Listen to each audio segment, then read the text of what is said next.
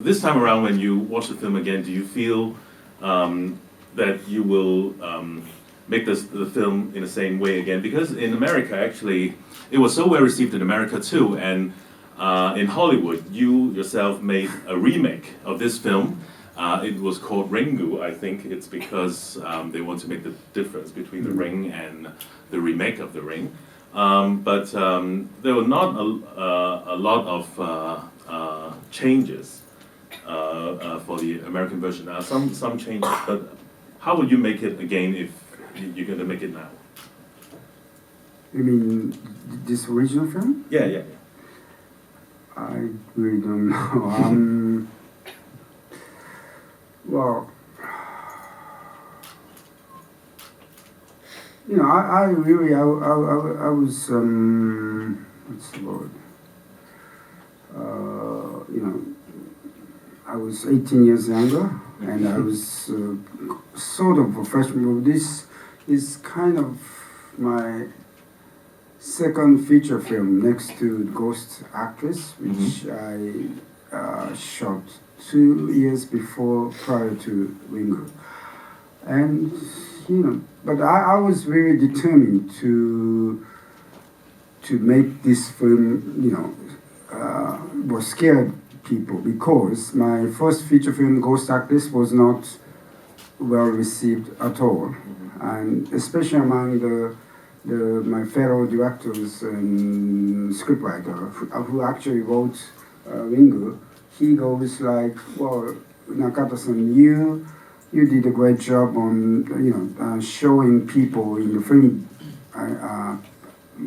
production, but well, your film, The Ghost Actress, is not scary at all."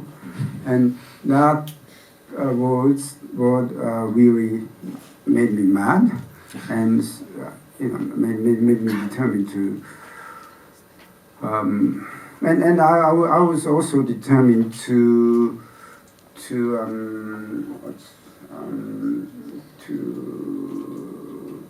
become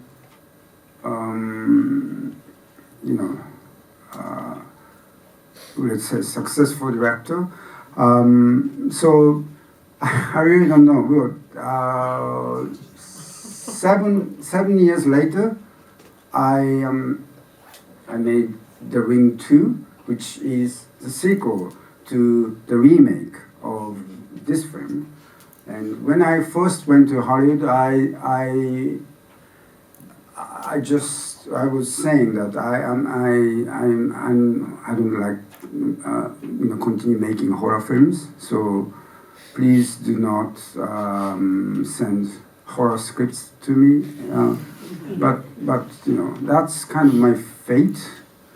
And it's been 20 years since I directed the first horror film, The Ghost Actress, and my new film, The Ghost Theater, is going to be released next month. And sorry if you love the genre, but I do not love the genre. But it's my fate. And the late Wes Craven once said, I was in Santa Monica. I was in, like you, I was in one of the audience, and there was kind of a horror night special or something like Wes Craven and Toby Hooper were there, and Toby mentioned Ringu, The Ring. Was a very good film for him, what he said. And Wes Craven goes like, if you don't want to continue making horror films, do not make more than 2. But I made like 8. But still, it's not the majority numbers of my whole film career, but people still categorize me as a horror director. So, it's kind of, honestly speaking, I would love to get out from this small box called the genre. But once I decide to make horror film, a new horror film, I will be determined to make it look scary. That's my job. So. 我想問下咧，貞子嘅形象係點樣形成嘅？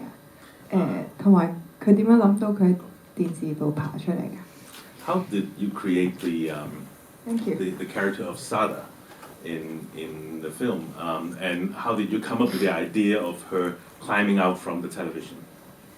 Well, the answer to the second question, well, I worked very closely with Mr. Takahashi, the scriptwriter, and yeah, the idea of Sadako, crawling out from the TV screen was not there in the novel. So it is our, pure, the idea of, trying to make this story look scary and very, visually strong.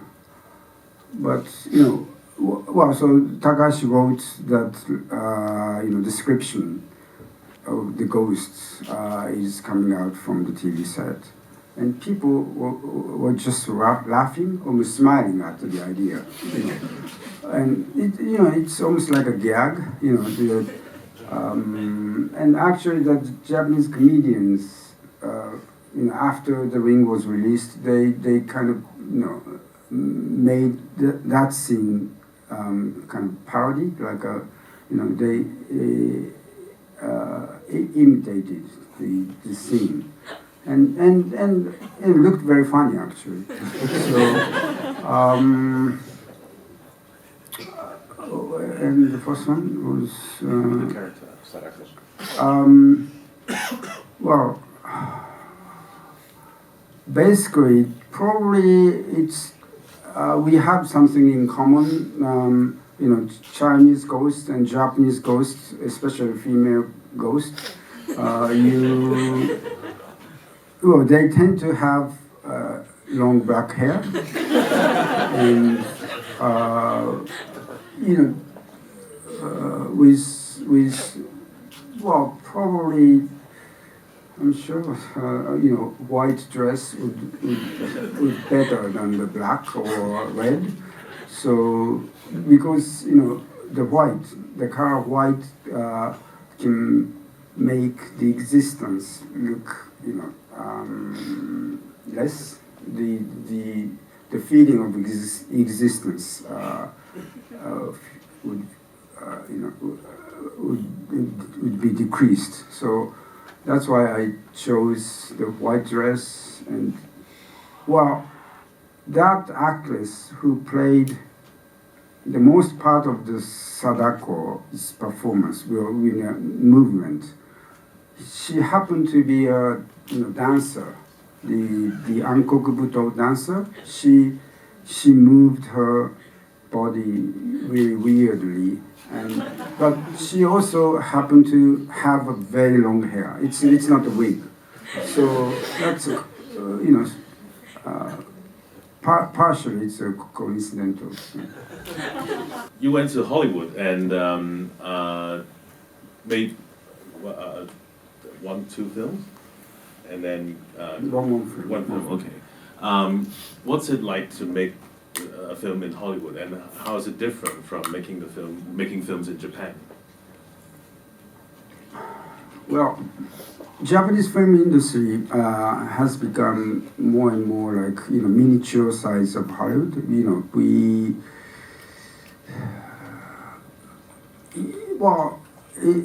It's inevitable. As long as we are living in a capitalistic world, because to make movies it costs a lot of money. So, in short, my experience in Hollywood it was very interesting and very learning experience to me.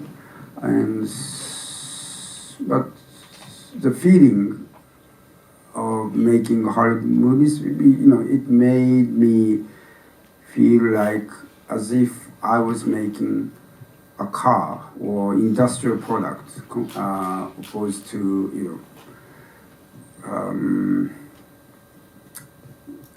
what's the word?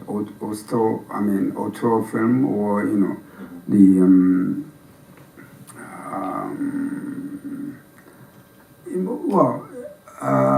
the biggest difference is, I think it's still there, that almost all the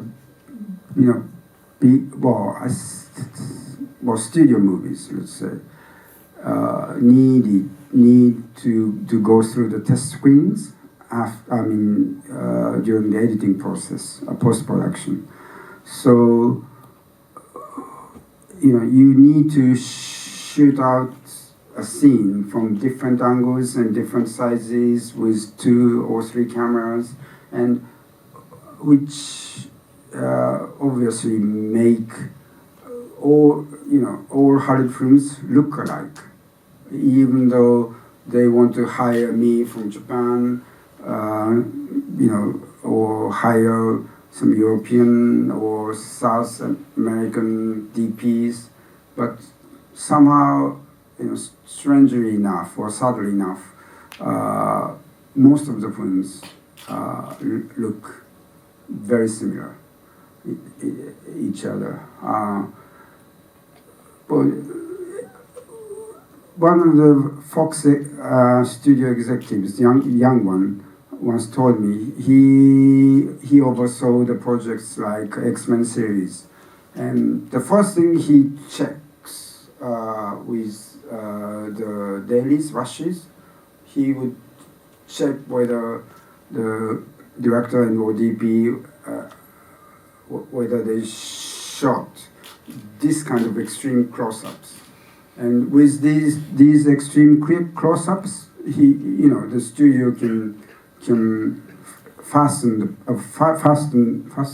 the pace of editing, and that comment actually symbolizes the present Hollywood. I think from the early 90s. So unless you have the very strong voice like Clint Eastwood or Tim Burton, the shooting style would be really the same. So which is actually a bit of a shame. In Japan, I still can, let's say, edit on camera. I wouldn't do the coverage in Japan. That's one of the biggest differences. So, was it an enjoyable experience for you to make the film in Hollywood? Both. It was painful at the beginning, and the studio top executive. I think they produced The Wings, the third one, and it will be released very soon.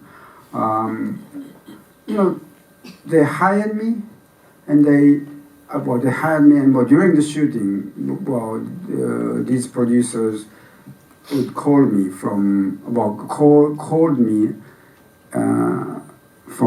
Morocco or something. They were on vacation when I was shooting, and Hideo, how's it going, or something like that. And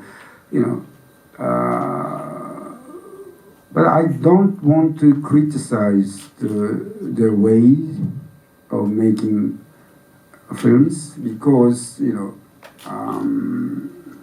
cannot really get away from this miniature size of capitalism called film industry. So still probably the top 10 most successful films in each year, I think maybe 8 of them are from Hollywood. So you cannot deny that fact. Mm-hmm. You've mentioned to me a few times that because you must be happy that we are showing the 35mm the film. But I think you cannot escape the fact that nowadays people have to make films digitally. Even you have to make your new films digitally. How do you feel about this change? Oh, it's inevitable. I mean, well, in Japan, the film projector or film projectionist or film projection manufacturer are almost gone, and there are just few theaters left. So, output is limited, just for DCP. So then why should we continue making films on film? But actually the Ghost Theater was shot on 35mm, which I really was satisfied with. We try to like Dario Argento's film, we try to make the colors, the red, green, blue, look really vivid.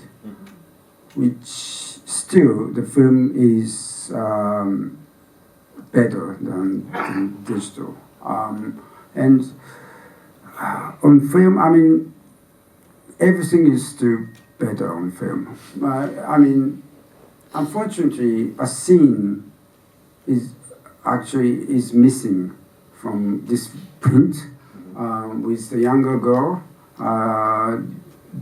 the ex-husband's character's student.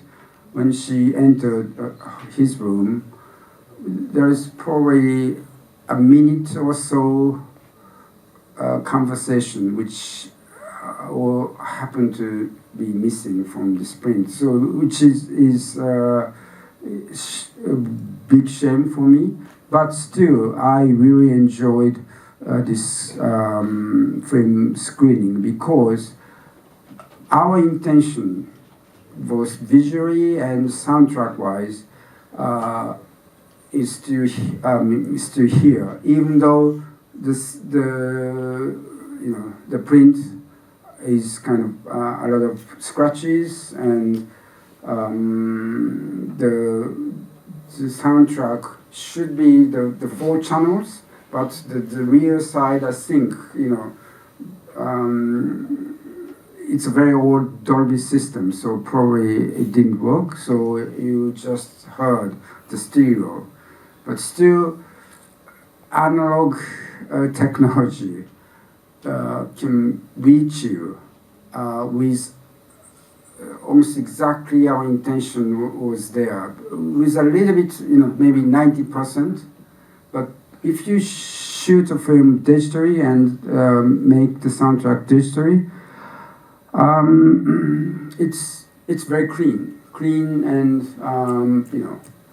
powerful, but it dilutes our intention.